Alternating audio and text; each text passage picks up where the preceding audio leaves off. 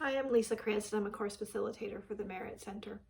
Joe's recent blog about the importance of restoration really got me thinking um, about when I took the facilitators course a number of years ago. One of the things we did was, as a group, we were creating a collaborative list of things and activities that we found to be restorative. And it really highlighted for me how individual restoration can be. One of the activities that came up that some people found really restorative, other people found stressful, was the idea of taking a bath. Now, I have two daughters and they're adults now, but even now as adults and from the time that they were little kids, they loved taking a bath, and it was very restorative and calming for them. As they got older, the bath rituals became more elaborate. There would be spa music playing, there would be candles, there would be, we used to pick flowers in the garden and float flowers in the bathtub. And to this day, they both love taking a bath and they find that calming and restorative. I don't get it. I don't enjoy taking a bath. And what I would find is when we had a jacuzzi tub in the house that we lived in when the kids were in high school. And there were times when I would almost try to force myself to find this restorative. So I would run the bath and I would dim the lights and I would do all the things that my kids found so relaxing. And I would sit there in the tub and I didn't feel relaxed or restored. I just felt bored.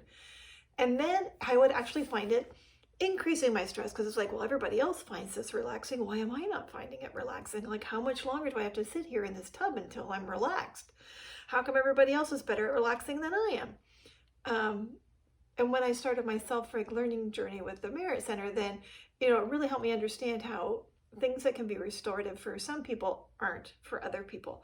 The other one that was really divisive for our group was the idea of having a massage.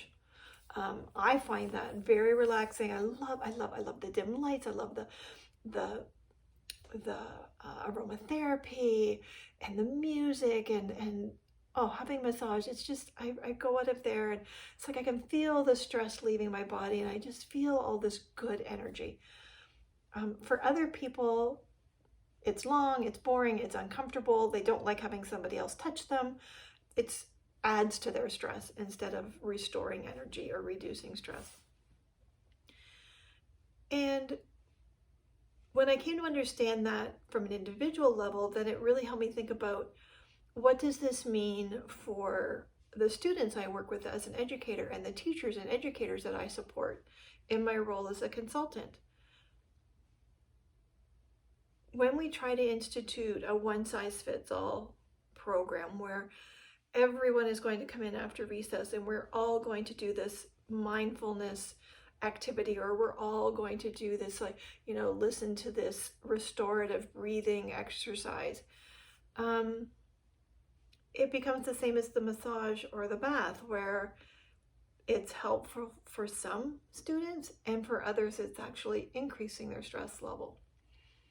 So what are some possible alternatives? And one of the things I thought about is, in our classrooms, we use a lot of anchor charts. What does a good reader do? What can I do when I'm finished my work?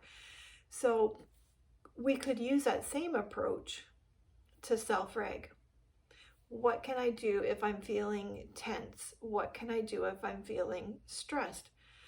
And can we collaboratively, as a classroom community, create that anchor chart and continue to add strategies as the year progresses? So it might start out with some simple things like, once we've all learned them, like doing a mindfulness activity, doing breathing. It could be reading, it could be coloring, it could be word search puzzles and jigsaw puzzles. It could be going for a walk to get a drink. It could be standing up at the back of the classroom and doing some stretches, looking out the window for a moment.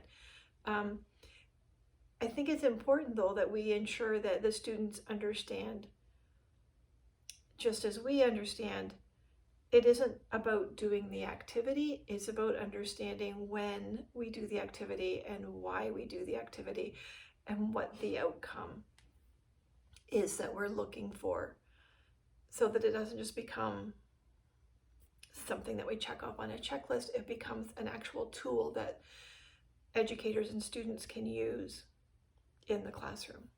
Thanks.